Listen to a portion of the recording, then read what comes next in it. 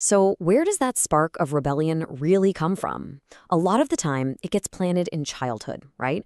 In one single, unforgettable moment when you realize something is just deeply, deeply unfair. Today, we're going to dive into two incredible autobiographical stories from two young women.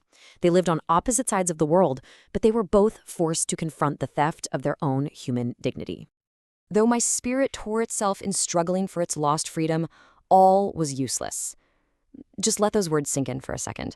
That's from Zitkala Sa, and wow, does it capture that feeling of a spirit being absolutely crushed? It's this sense of total powerlessness that, funny enough, ends up becoming the very fuel for a lifetime of fighting back.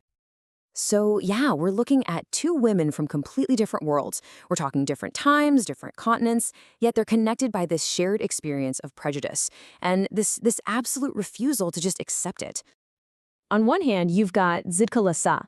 She's a Native American woman in the US in the late 1800s, and she's being forced into a system designed to erase her culture. Then we jump forward in time and across the world to mid-20th century India. And we need Bama, a Tamil Dalit woman who's dealing with the daily shame of the caste system. Their struggles look different on the surface, but both of them cut right to the core of who they were. Okay, let's start with Zitkala Sa. Her story really kicks off on her very first day at the Carlisle Indian School. She calls it a bitter cold one. And you just know she's not only talking about the weather.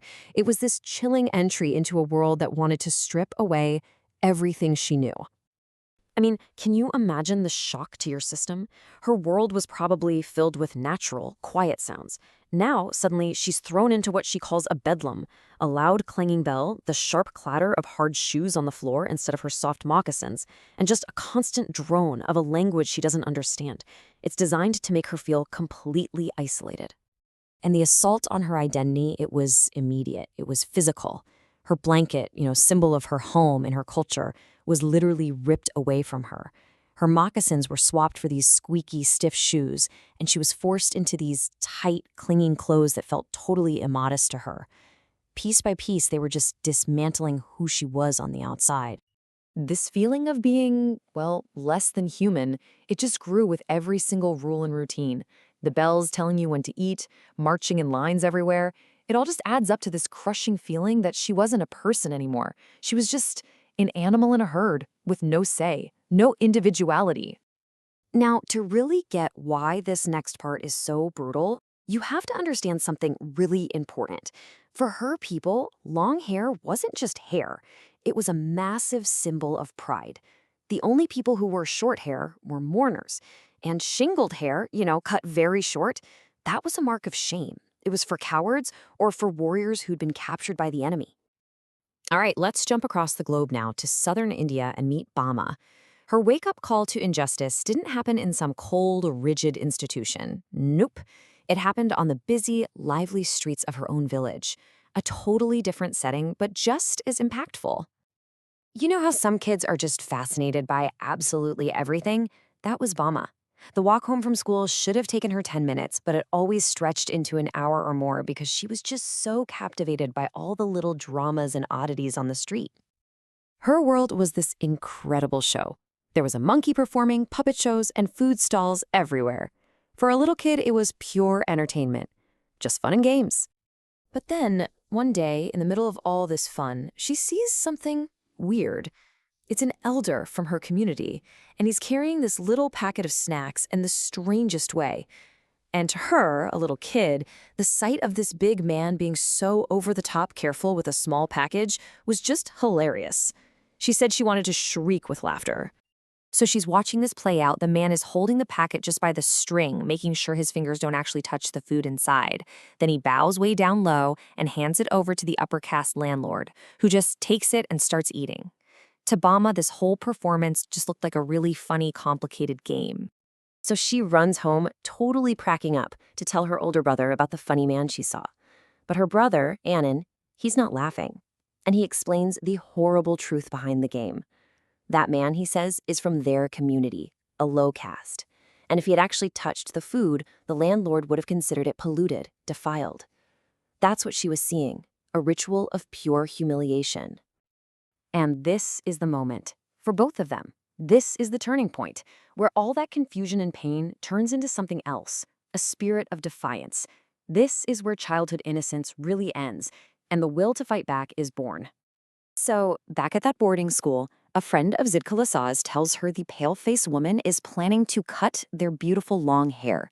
Her friend just kind of gives up, saying they are strong. But something inside Zitka Lasaz just ignites. She declares, "No, I will not submit. I will struggle first." And struggle she does. I mean, she runs for it. She finds a dark room and crawls under a bed, trying to disappear. But of course, they find her. She's kicking and scratching the whole way as they drag her out and tie her to a chair. It was her desperate act of defiance against this overwhelming force. And then she felt the cold steel of the scissors on her neck, and she heard them just gnaw off her thick braids. And in that moment, she says, "I lost my spirit." Her hair, this powerful symbol of her pride, was cut short like a coward's, and something inside of her just broke. Now, Bama's rebellion, it was an internal one, but it was just as fierce. The second her laughter died, it was replaced by this burning rage. She was so angry that her people, that she, could be seen as so disgusting that their very touch could ruin food. That indignity lit a fire in her. But her brother, he channels that anger. He gives her a different way to fight back. Not a physical fight, that would be useless. He points her toward an intellectual one. He tells her, if we study hard, if we make progress, we can earn respect and we can throw away these indignities. And that advice, that becomes her weapon. So what we have here are two stories of oppression and two very different ways of responding to it. But what's the common thread? What's the thing that ties the story of a Native American girl in America to a Dalit girl in India? Well, look at it this way. Zitka Lasaz was up against cultural erasure, the loss of her identity. Bama was facing the caste system, the loss of her dignity. One chose to fight with her body, the other with her mind. But the shared theme, it's undeniable. Both were resisting the theft of their basic human dignity. And that's really the heart of it, isn't it? These moments from their childhoods, one of violent force, the other of a humiliating realization, they planted the seeds for what would become lifelong battles against oppression. It just goes to show that injustice, no matter what form it takes, can't hide itself, not even from a child. So, this leaves us with one last really big question to think about. The systems of oppression these women faced, those were obviously learned behaviors, right? They were taught. But their response, that spark, that fire, that gut-level refusal to be treated without dignity, where does that come from? Injustice might be something we learn to do to each other, but is the will to fight back against it just a fundamental part of being human?